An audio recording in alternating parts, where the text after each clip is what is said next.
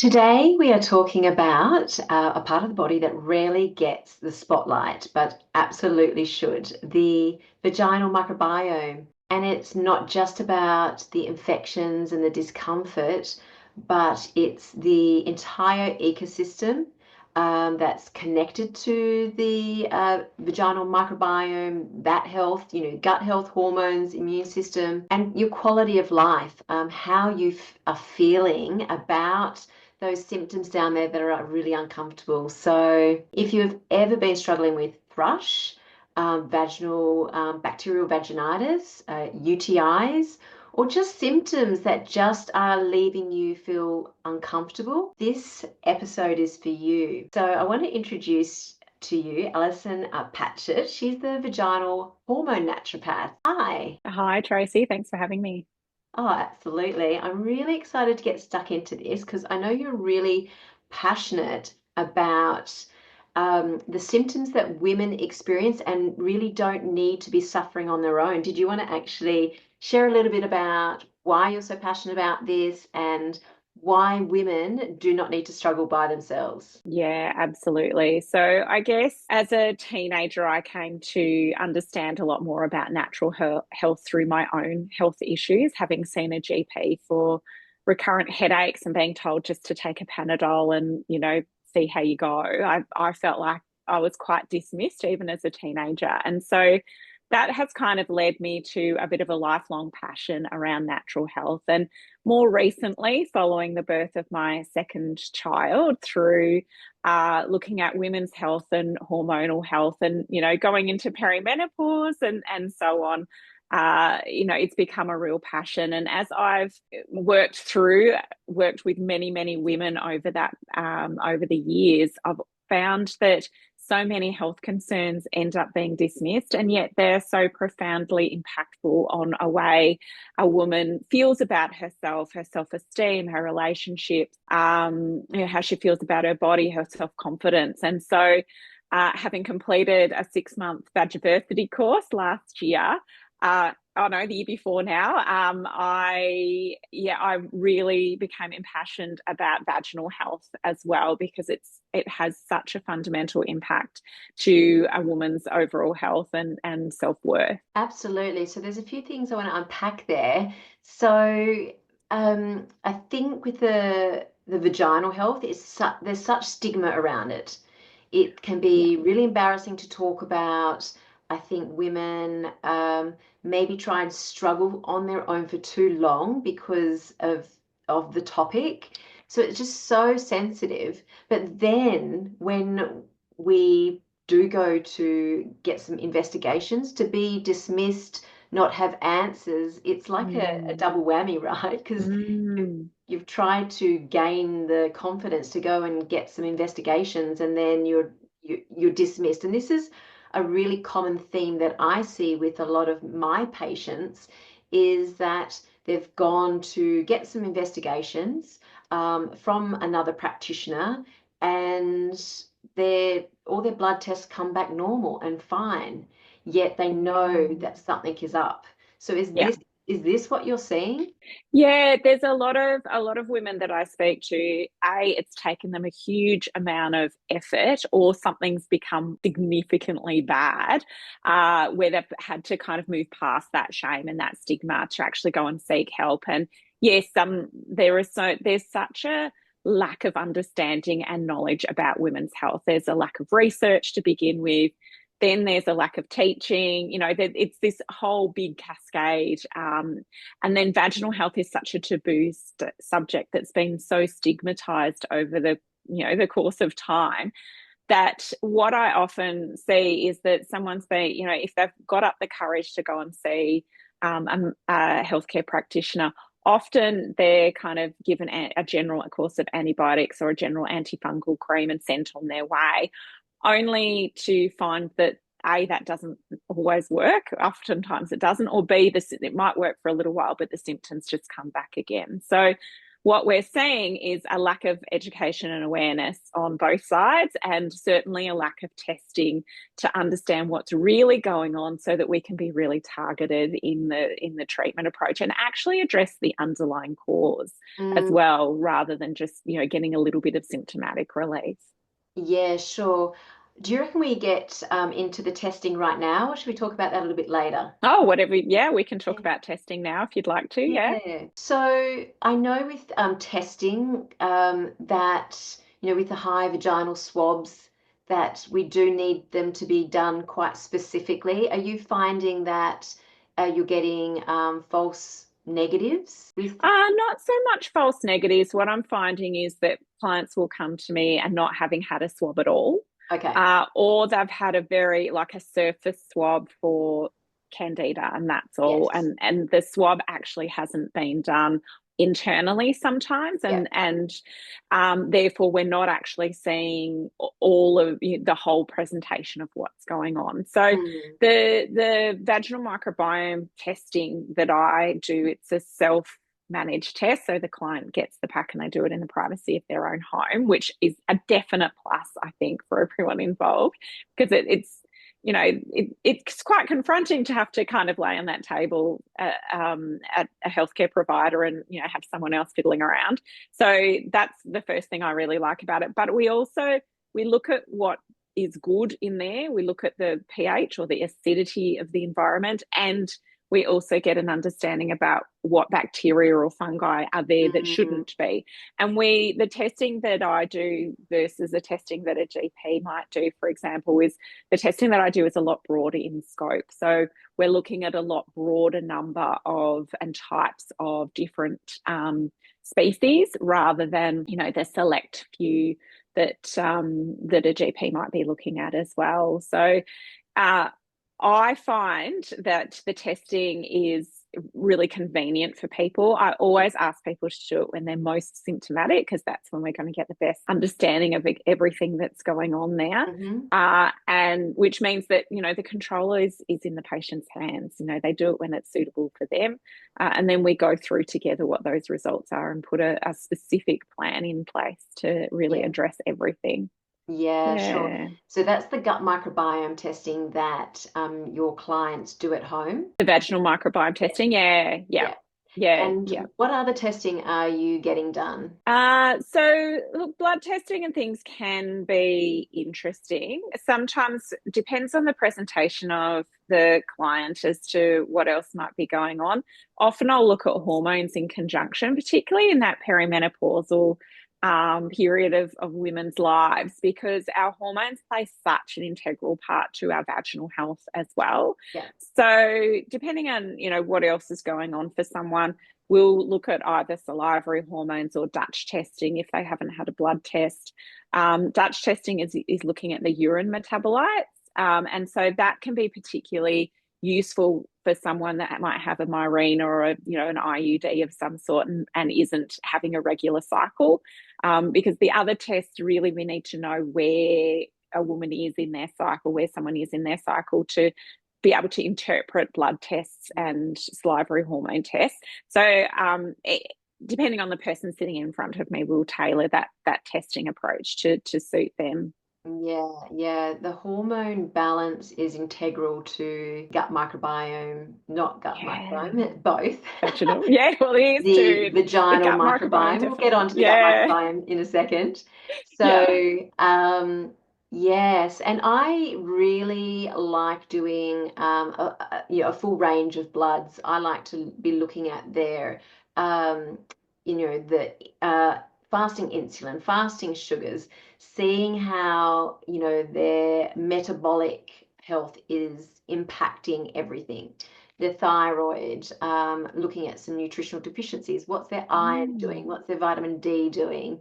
I like to Yeah. look at copper zinc ratios Yeah. because Yeah. of how that would impact hormones, particularly if you've got high copper. That's really going to make you hold on and be very hard to clear the Yeah. high estrogen. So I look at that in all of my patients. And yeah, I think it's just about really pulling together the piece of the puzzle. Yeah. But yeah, the gut, sorry, I keep saying the gut microbiome because that's what I I do. know. You do That's the okay. vaginal Yeah. microbiome, I do gut. Right. So tell me a little bit more about the vaginal microbiome. Why has it been so neglected in the mainstream health, do you think? That's a really good question. And I guess if you look at the gut microbiome, the knowledge that we have about the gut microbiome has, expanded exponentially in the last few years. Has. And I guess the other microbiomes that we have across the body are playing catch up with that. So Mm, while naturopathic care has been looking at the gut as kind of the central component of health for such a long time. And, we're now seeing the research kind of catch up with that.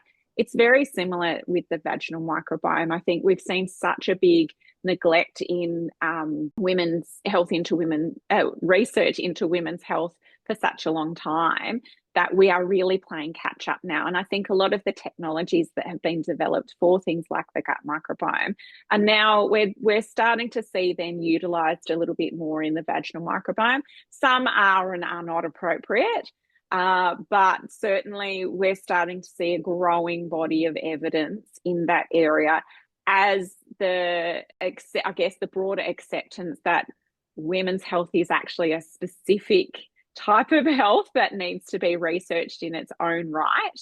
mm, And the discovery that there is even a vaginal microbiome has kind of kicked off this whole process. And really, a lot of the research is only sort of 10, 20 years old. So it is a very much an emerging area. But it's fascinating, and we're seeing such amazing results I'm seeing such amazing results in my clients, in their self-esteem and the way their confidence, and that flows over to so many other parts of life now that we do have this evidence, now that we can identify and target specific pathogens where it was a bit of guesswork previously. yeah, and I love how you're saying that it's flowing over into other areas of their life when their symptoms have been improved. Because when that is on your mind all the time, what's going on with me? Why can't I get the help? Am I going crazy? That's exhausting. It's going to Oh, disrupt moods. It's going to disrupt, stress, sleep. It's going to impact how you relate to friends, family, how sexy and amazing you are. And Oh, totally. Yeah, I had a client say to me not all that long ago that they actually didn't realize how much pain that they were in, how uncomfortable, I should say, it wasn't really pain so much, how uncomfortable they were, and how much of an impact that was having mm, on other areas of their life until we actually had been through a process to kind of clean it all up and mm, get their body back on track with their vaginal health. Like it was like a kind of a light bulb went off that, oh, okay, that's why my libido is really low, is because it's really uncomfortable to have sex.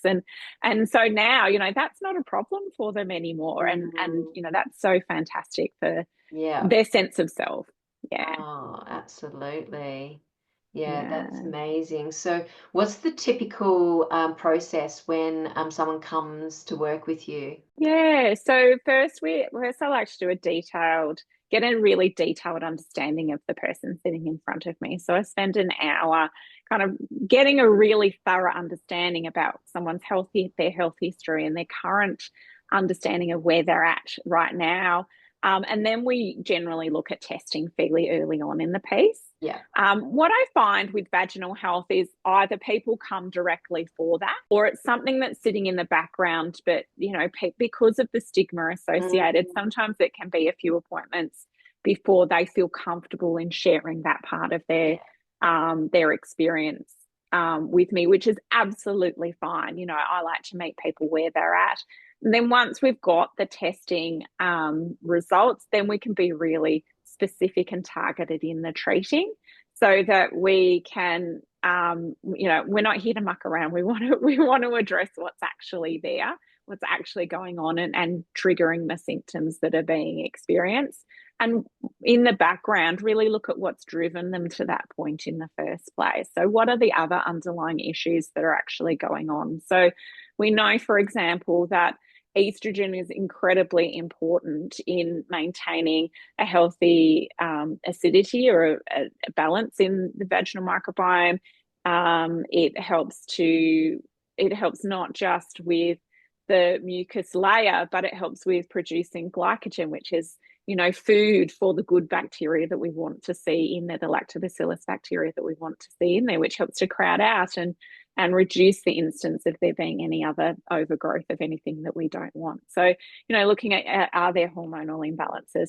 Are there nutrient deficiencies? Like you were saying before, things like zinc and vitamin D and iron levels, they all impact the vaginal microbiome. So, as well as hormones. So, we want to make sure that all of those underlying issues are actually sorted and balanced, and people are eating well and feeling good. And, the diet and lifestyle supports the person that they want to be as well. Yeah, yeah. And I harp on about this all the time that everything is interconnected.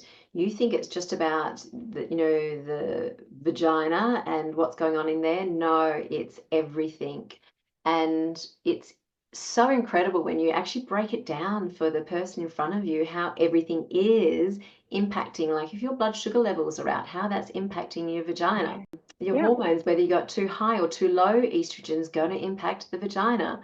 Yeah, that's right. And so, yeah, that's what I love about naturopathic medicine is we are treating the whole person. So just going in there and putting in some antimicrobials or anti-candida, antifungal creams, very often is not going to do the trick because we're actually not looking at the underlying drivers, the underlying reason why those bacteria have thrived, why Yeah. they have gotten out of control. So, Yeah. so Yeah. good, so good. So, Yeah, I know. I love it. I love being able to see someone who's like done the treadmill, been on that roller coaster of, going back to their GP or going back to the chemist, getting getting the over the counter medication, sorts it out for a little while. It's back again, go back to the chemist, and to be able to go, okay, well, how long's it been now? It's been 6 months, whereas previously you were going monthly.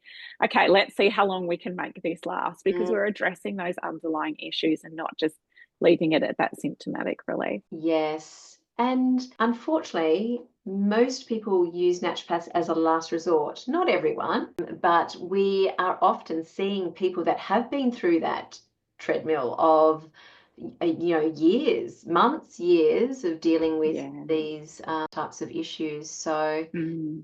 anyone that's listening, just know that there is another solution if you are being dismissed, if you are being made to, feel like you're a little bit crazy.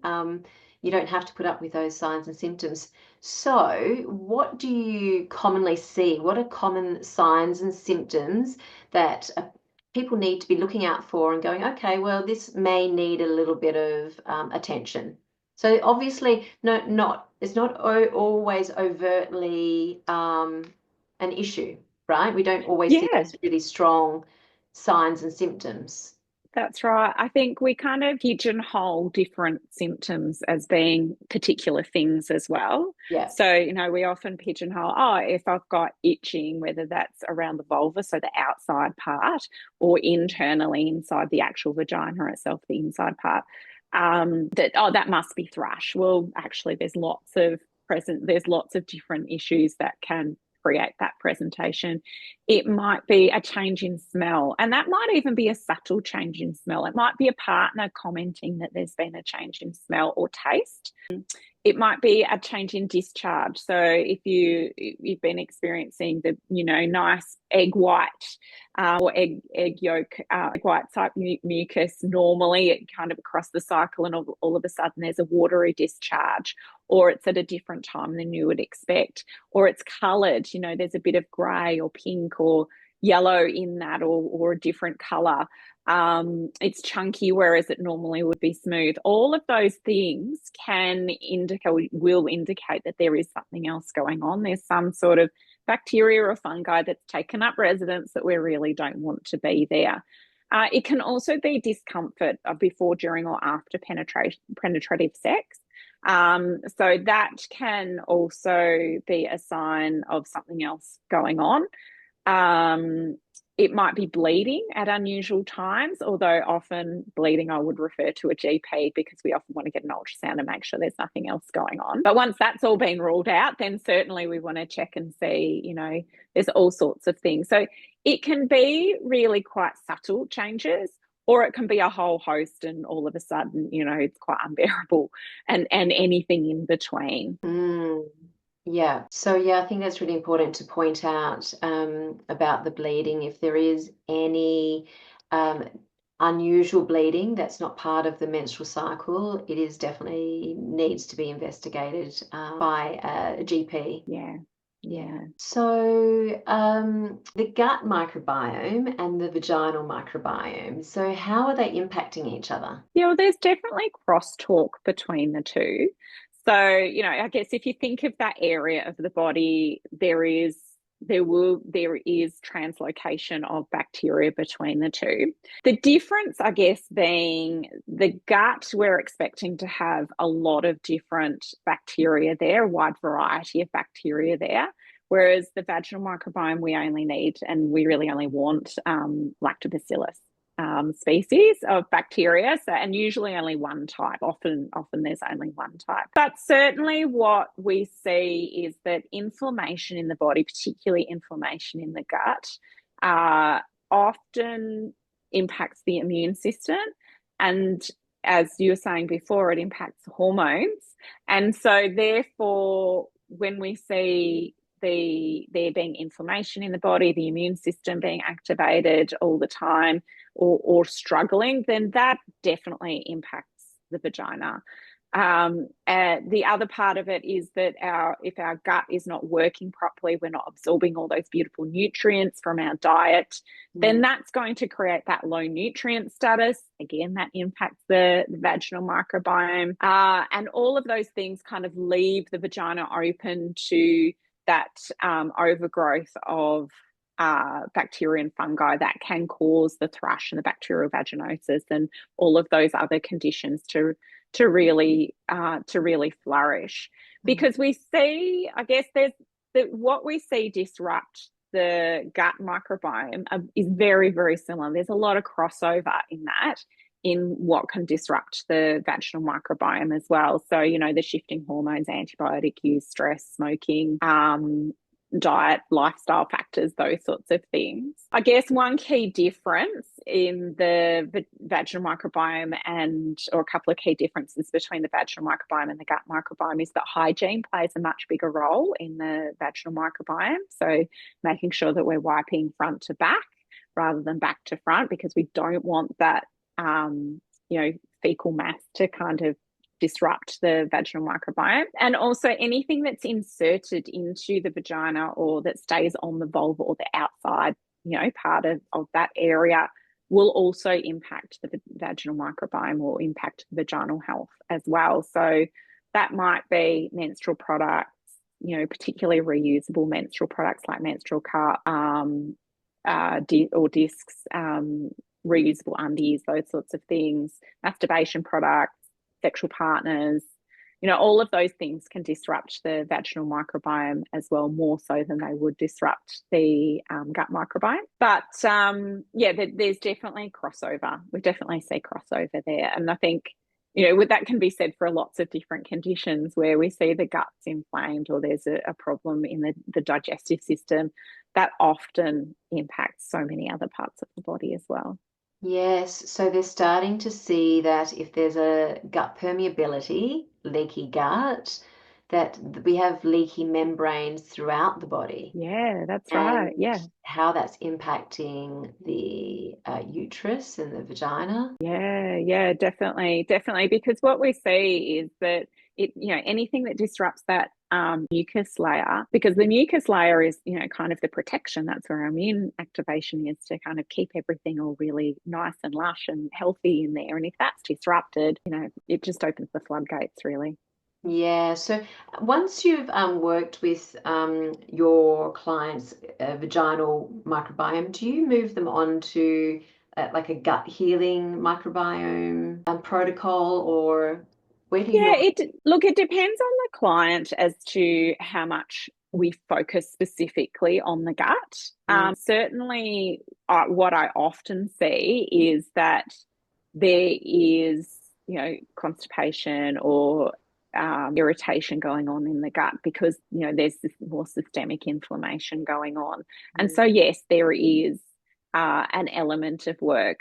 What I find is that often the diet and lifestyle shift that we make to help protect and support the vaginal health is helping the overall health, including the gut health as well. So yeah. often it is about, increasing fiber, supporting health, dietary healthy fats to, which help to help the body's natural detoxification system through the digestive tract to be able to pull in and process, excess hormones or systemic toxic, environmental toxins, those sorts of things to kind of help to flush all of that through rather than it sitting and, building up and creating other issues and inflammation as well. So it depends on the person that's sitting in front of me. Let's be honest, most people are more complex, as you were saying, than just one thing. I don't think I've ever had someone come to me and say, this is the only thing I need help with. Often, once we start uncovering one thing, we start to see quite a few other things that we need to work on as well. And it's just about prioritizing that with the person's what they want to achieve as well. But yeah, there's a definite crossover. Mm. Absolutely. Mm. Yeah, yeah. So I had a particular girl come to me. She'd seen several practitioners and she had reoccurring thrush for years, like flare-ups 3 times a month. So you can imagine how that was impacting her Mm. partner, her Oh, it'd be awful. intimacy. And so when she came to me, she had been on antimicrobials, natural ones, for like 9 months Oh, and wow. not seen improvement. And so we stripped everything back. I said, no more, like no more. If they Yeah. haven't worked yet, they're not going to work. No. And we ended up working together for, she's still a patient of mine, but we worked together for about 9 months and slowly, that candida flare-ups got less and less and to the point where she wasn't having them at all. And Mm. she's now pregnant. She's now had a baby, and I Oh, that's just beautiful. emailed her just then to say, "Oh my God," she sent me some photos. So it is absolutely possible to, find resolution. Oh, Been dealing totally. with this for years. No one could help her. So Yeah. it's, so rewarding for me to see, my patients get those incredible results, but it's also, I want that result for me too, because that's why, Mm. I also do it is because it's so rewarding to, for me to, Yeah. have people just get incredible results. So Yeah. that And was a very well-rounded approach for her. She was taking quite a few supplements, but she wanted to get this over and done with. We're yeah. working on quite a few things at once. Yeah. Nutritional Yeah. deficiencies, low zinc was an issue, low iron. She couldn't get her iron up. She had a major inflammation through the gut. Mm. So yeah, And it is that's the possible. difference between the whole body approach, isn't it? Yeah. And just looking at one part of the body is that, there is the potential for complete resolution, whereas often it's, oh, you just go on course after course of antifungals, antibiotics, that sort of thing, or antimicrobials. We need to be looking much more holistically. What else is going on here? What's actually driving that recurrence, particularly that often? Because often with thrush in particular, we see that at those, where estrogen states are lowering. And so, it's often mid-cycle, sometimes mid-cycle, often before a period where we might see the thrush flare up. So if it's more often than that, there's something else going on there.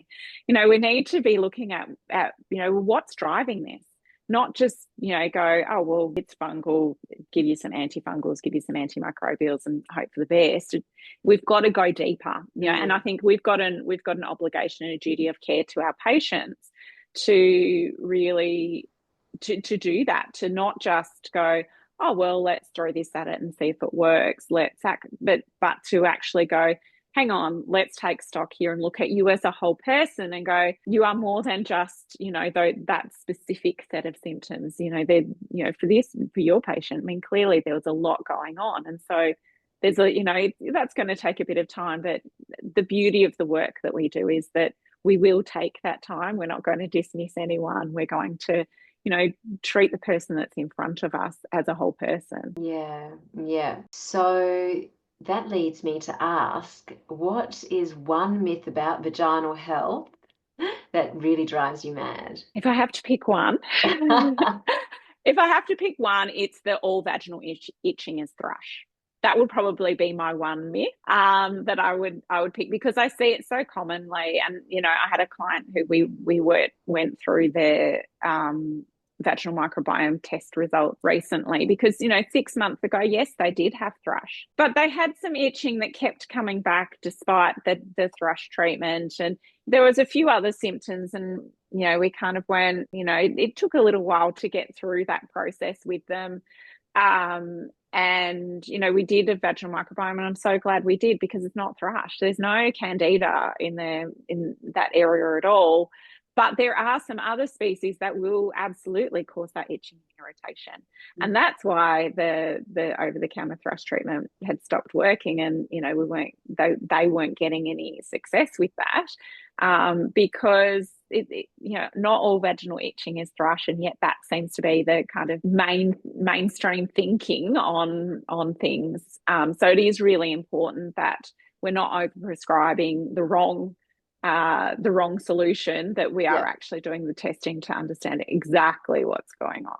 Yeah, and that makes me think that it is quite common to, when there are two things going on, that what I mean by that is, for an example, there could have been some candida, but there was Yeah, also something else in there. yeah, Because the antifungal did help clear up some of the symptoms, that makes you think that, well, that's all that's going on. And it can yeah, be that's very right. easy to just make the assumption that that is the only thing and just keep focusing on that, when we sometimes actually just need to go in there and retest again. And Yeah, that's right. Which unfortunately was what their previous practitioner or their other practitioner had done, is gone, oh well, you still got it, or you've got itching again. We did the test 6 months ago, so it must be that. Whereas I kind of went, no, I don't think it is. Or if it is, I think there's more going on there. So let's actually test properly and yes, thoroughly and see that. Because I mean, hygiene myths, like there's so many hygiene myths as well. It would be the other myths that drive me mad, is that that if the vagina smells, that all you need is, it just needs to be cleaned better. Well, no, please don't. Please don't use soaps in that area. Please don't use vaginal spray. Because that I guess that's another myth that kind of drives me mad. And it's along those same lines of, oh well, A plus B must equal C. Well, it doesn't, because you're actually doing A plus 1 equals, I don't know, some other triangle or something. That we're not talking in equal terms here. That if there's a smell in the vagina, that needs to be investigated, because that's not normal. And yet, we kind of normalize this, and because of stigma and social norms, people don't want to talk about it. So, off they go to the chemist to, get the vaginal spray, and then, well, that'll just cover it up. And actually, it's just going to make it worse. and I just love how the microbiome test, it can do it at home. And Mm. you can see a specialist like yourself that's in the field of vaginal health, and that makes a huge difference when you see someone that's what they do all day. Yeah, yeah, definitely makes a huge difference. And I think the clients that I see now, as compared to the clients that I saw 2 or 3 years ago, we've got so much more, or I've got so much more knowledge now. I can be much more precise in my treatments, and therefore I'm getting better results, and I'm getting them faster for my clients. So that's a win-win-win for everybody involved. And I think, it's really hard to be a generalist. So, because there's so many different presentations of all sorts of things, it's really, really hard to be across absolutely everything. And that's why I really love that in our field that we have so many different specialists. There's someone for everyone sort of thing.